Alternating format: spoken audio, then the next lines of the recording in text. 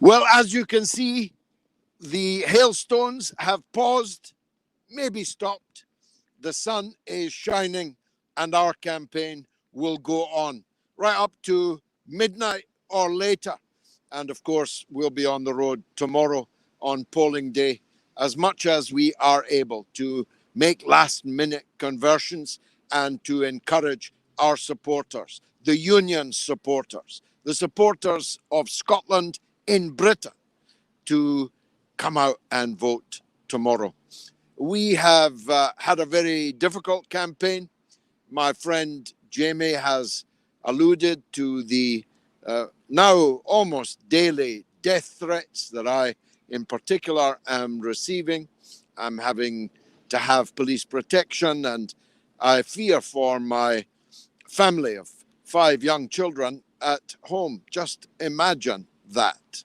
That's what Scotland has become after 14 and a half years of separatist, ceaseless agitation to break up the country. My last word is really the one that Jamie finished on, the settled will. You see, the Scottish people have already decided this question. We decided it on an overwhelming turnout of voters, the biggest we've ever had. In excess of 85% of the people voted in the referendum and decided decisively by 55 to 45 that we wanted to remain in the United Kingdom. And on the front page of the Times this morning, there's a new opinion poll. 45% want separatism. Exactly the number to the percentage point that supported it in the once-in-a-lifetime generation just 7 years ago. Just think about what that means. 7 wasted years, and not a thing has changed except that which has changed for the worse. Everything about Scotland is worse today than it was when the SNP came to power. If you give them another 5 years, please don't expect any of it to get better. Don't believe their promises to make things better, because you can look at their record over 14 years in power and how much worse every metric is.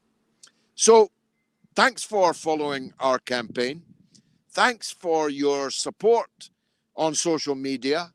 Thanks to our donors who made the campaign that we have been able to mount possible. I've got to promise you something. Whatever the result tomorrow, we're not going anywhere.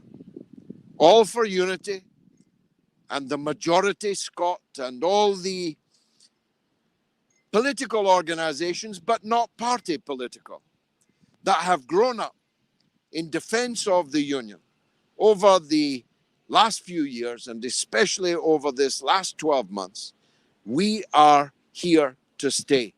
And we will continue the battle for Britain until we can fight no more.